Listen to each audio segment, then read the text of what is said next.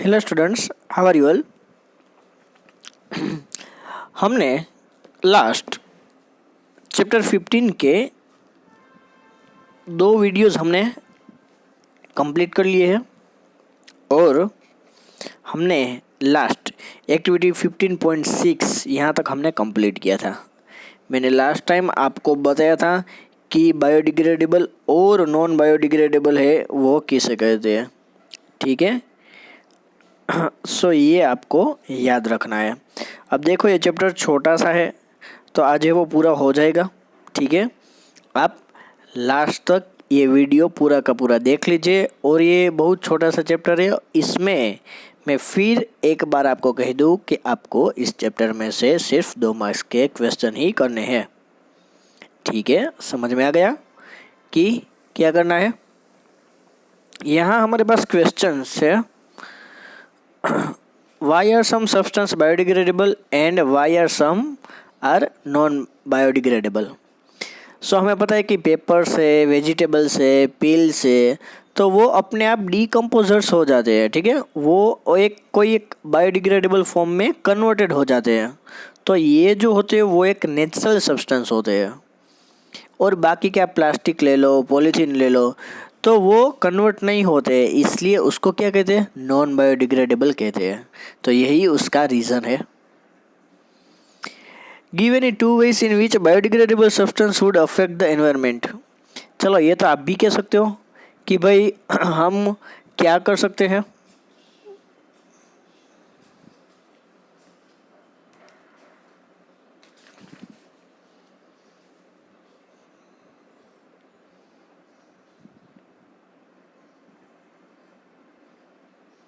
Sorry, हाँ देखो यहाँ पे बायोडिग्रेडेबल जो सब्सटेंस है हमें पता है कि जब हम उसकी एक्टिविटी करते हैं, ठीक है, तो जो माइक्रोब्स होते हैं वो एनवायरनमेंट में अपने आप रिलीज हो जाते हैं, ठीक है।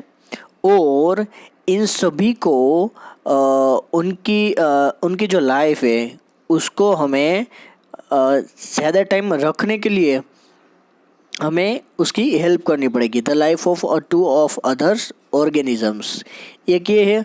और एक दूसरा टॉपिक है कि अगर ड्यूरिंग द बायोडिग्रेडेशन, कहीं पे भी बायोडिग्रेडेशन हो रहा है, सर्टेन गैसेस में be released in atmosphere causing pollution, तो उसकी वजह से क्या होता है कि एटमॉस्फेयर है वो उसमें पोल्यूशन, उसकी वजह से पोल्यूशन होता है, तो ये एटमॉस्फेयर को इफेक्ट करते हैं। तो ये 2 पॉइंट्स है वो आप लिख सकते हो। फिर नेक्स्ट क्वेश्चन है, give any 2 ways in which non biodegradable substance would affect the environment.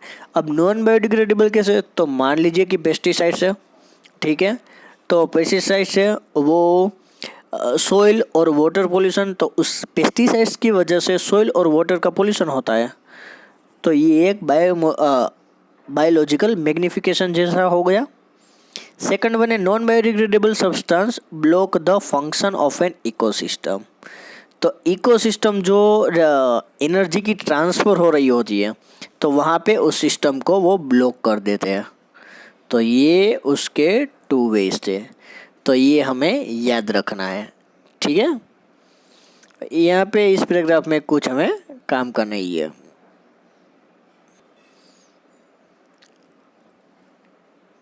अब हमारे पास है एक्टिविटी 15.7। हमेशा कहा गया है कि मान लीजिए कि हमारे घर पे कोई वेस्ट जनरेटेड है, तो हमें उसके लिए क्या करना चाहिए। हम पूरा दिन जो गार्बेज होता है, जो कचरा होता है, वो हम कहीं ना कहीं पे फेंक देते हैं। तो अगर हमें इसी से हमें कहीं पे निकाल करना होता है तो हम उससे कैसे करेंगे। तो आप भी ऐसा कह सकते हैं। तो सबसे पहले हम ये ऐसा कह सकते हैं कि हमें जो भी गार्बेज जो हर रोज़ जो निकलता है वो सभी के सभी हमें एक डस्टबिन में, सबसे पहले एक जगह हमें डस्टबिन में डाल देना चाहिए। उसके बाद जो कॉरपोरेशन वाले होंगे वो घर घर जाके वहाँ से कलेक्ट करेंगे, उसके लिए कंटेनर रखे होते हैं और फिर वो एक जगह ले जाते हैं। तो इस तरह से हम कर सकते हैं। ओके। और फिर क्या होता है कि भाई सिटी से दूर कोई एक जगह होती है, वहाँ पे सारा जो गार्बेज है वहाँ पे लेके जाते हैं और वहाँ पे कलेक्ट करते हैं। फिर उसको वहाँ पे जो बायोडिग्रेडेबल होते हैं उनको बर्न नहीं करते ये, क्योंकि क्या होता है कि उनसे एयर पोल्यूशन ज़्यादा होता है। तो उसको जो सोइल है, जो ज़मीन होती है उसके अंदर रख देते हैं, ठीक है, कोई एक गड्ढा करके। और धीमे धीमे वो प्रोसेस वो एक्चुअली फर्टिलाइज़र में कन्वर्ट हो जाएगा, ठीक है। इसको हम रिसाइकल कह सकते हैं। सो ये हमें याद रखना है। अगर आपको कोई पूछे कि एक दिन के लिए आपके घर में कितना गार्बेज है वो वेस्ट होता है, बाहर निकलता है, तो हम ऐसा कह सकते हैं कि कोई एक पर पर्सन 1 किलो से 3 किलो तक का वहाँ पे गार्बेज है वो निकलता है, ठीक है। तो ये हमें ध्यान रखना चाहिए। हमें क्लासरूम में है तो क्लासरूम में हमें क्लीन रखना चाहिए, ठीक है। तो ये थी हमारी ये छोटी सी एक्टिविटी, कुछ काम का नहीं था, ठीक है। कोई भी इसमें से कोई क्वेश्चन है वो एग्जाम में नहीं होंगे, जो काम के होंगे वो मैं ऑलरेडी आपको बता दूंगा। आपको डाइजेस्ट में से करना है। ओके। अब एक्टिविटी 15.8 है। अब इसमें है सुएज ट्रीटमेंट। अब सुएज ट्रीटमेंट आपको भी पता है, अगर मैं ना कहूँ तो भी आपको पता चल जाएगा कि सुएज ट्रीटमेंट किसे कहते हैं। कि क्या होता है कि हमारी भाई जो गटर लाइन होती है, ठीक है, तो वो जो गटर लाइन होती है वो एक दूसरे के साथ जॉइंट होती है और उसको एक प्लांट में उसकी पाइपलाइन एक प्लांट में चली जाती है। तब वहाँ पे क्या होता है कि उसको ऐसे फॉर्म में कन्वर्ट किया जाता है जो हमारे लिए हार्मफुल ना हो, ठीक है। और फिर क्या होता है कि सबसे पहले जो भी गार्बेज है उसकी ट्रीटमेंट करनी पड़ती है, ठीक है। उसके दरमियान हमें वाटर का क्लोरीनेशन करना चाहिए। क्लोरीनेशन क्यों? क्योंकि क्लोरीनेशन से अंदर कोई बैक्टीरिया है या फिर कोई जीव जंतु है तो उसको हमें वहाँ से दूर करना है, ठीक है। नाइट्रेट है, फॉस्फेट है, ये जैसी इम्प्यूरिटीज़ है तो उनको दूर करके हमें इरिगेशन में हम वाटर का इस्तेमाल कर सकें, ठीक है। तो ये बात याद रखो, अच्छी बात है हमारे जानने के लिए।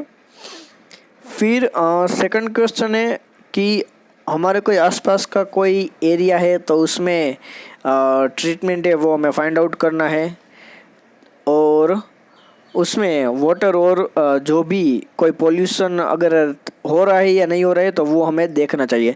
तो वो तो इजी हमारी नॉलेज के लिए, ठीक है। फिर है improvements in our lifestyle have resulted in greater amounts of waste material generation. Changes in attitude also have a role to play, with more and more things we use becoming disposable. Changes in packaging have resulted in much more our waste becoming non-biodegradable. तो हमें इसमें पता है कि हम अपना जो lifestyle है वो कैसे इम्प्रूव कर सकते हैं। हमें जो भी वेस्ट मटेरियल है वो डे बाय डे हमें डिक्रीज लेवल पे चले जाना है, ठीक है। और हमारा काम है कि हम एनवायरनमेंट को है वो क्लीन रखें और ज़्यादा से ज़्यादा ना हो, ठीक है, कोई भी वेस्ट ना हो। ये जानकारी के लिए वो आप रीड कर सकते हो। अब है एक्टिविटी 15.9। तो 15.9 एक्टिविटी है, उसमें क्या है कि यहाँ पे बात की है इलेक्ट्रिकल वेस्ट। अब मान लीजिए कि आपके घर पे इलेक्ट्रिकल या अदरवाइज इलेक्ट्रॉनिक वेस्ट, हाँ दोनों भी कह सकते हैं। तो ये जो इलेक्ट्रॉनिक वेस्ट होता है तो उसको हम कैसे करेंगे? तो उसमें क्या होता है कि सिलिकॉन होता है, प्लास्टिक मटेरियल होता है, कॉपर होता है, एल्यूमिनियम होता है, तो ये सभी हमारे लिए हैज़ार्डस है। तो हमें एक या तो कोई भंगार वाले है उसे हमें दे देना चाहिए, अदरवाइज़ हमें कोई ऐसी जगह हमें ढूंढनी चाहिए जहाँ पे इलेक्ट्रॉनिक वेस्ट को वहाँ पे उसका सॉल्यूशन कर सके, ताकि हम कहीं पे भी फेंक ना सकें। ठीक है, हमारे घर पे इलेक्ट्रॉनिक्स जो भी आइटम्स है वो ऐसे ही फेंक देने नहीं चाहिए, तो उससे भी एक पोल्यूशन है वो ज़्यादा बढ़ता है। फिर सेकंड क्वेश्चन है कि प्लास्टिक को कैसे रिसाइकल कर सकते हैं। तो क्या करेंगे कि भाई कोई भी गार्बेज है उसमें से प्लास्टिक को हम अलग से रख देंगे। ठीक है, फिर उस प्लास्टिक के गार्बेज को हम वॉश करके हम उसको क्लीन कर देंगे, फिर हाई टेम्परेचर पे चले जाएंगे और हाई टेम्परेचर के बाद हम उसको मेल्ट कर देंगे, और उसके बाद उसमें से हम कोई भी उसको रीमोल्डेड कर सकते हैं, यानी हम कोई भी शेप में उसको हम ट्रांसफ़र कर सकते हैं। ठीक है, तो इस तरह से ये जो रिसाइकल की जो प्रोसेस हो रही है, तो वो एटमॉस्फेयर में से जो प्लास्टिक का गार्बेज है उसको रिड्यूस कर सकता है। ओके, और हाल ही में जो पॉलीमर है प्लास्टिक है, तो उसमें ये प्रोसेस है वो हो रही है।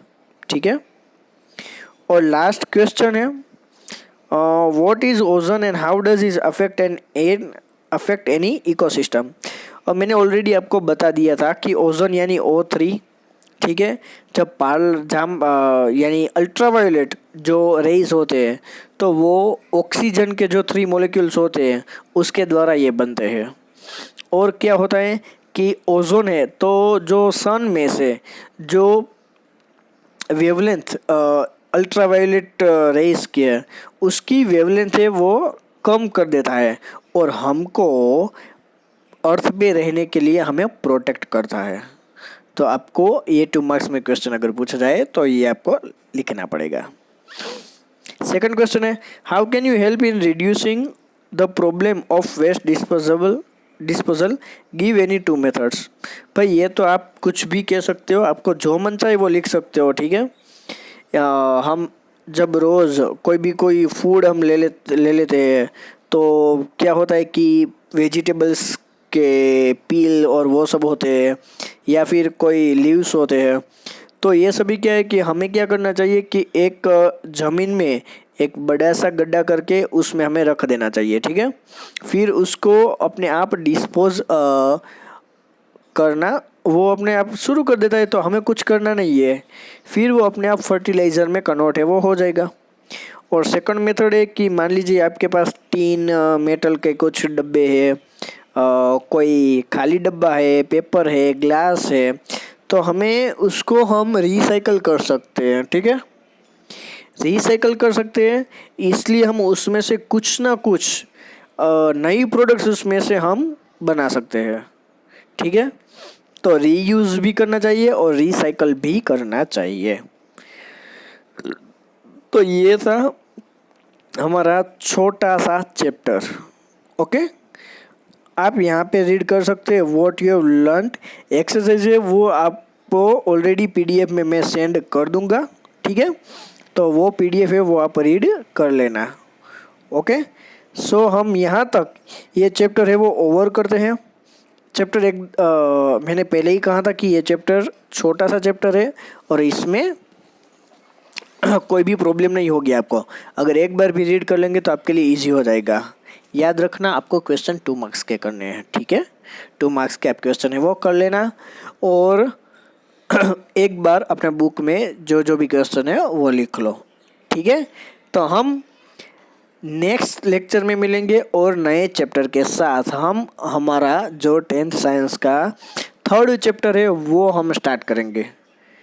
हम 1 बाय 1 एक चैप्टर कंप्लीट करते जाएंगे। ठीक है, आपको सिर्फ करना क्या है कि भाई डे टू डे डेली आपको 2-3 या फिर एवरेज 4 to 5 क्वेश्चन आपको करने हैं। अगर आप डेली 4 या 5 क्वेश्चन करोगे तो आपके लिए इजी हो जाएगा साइंस।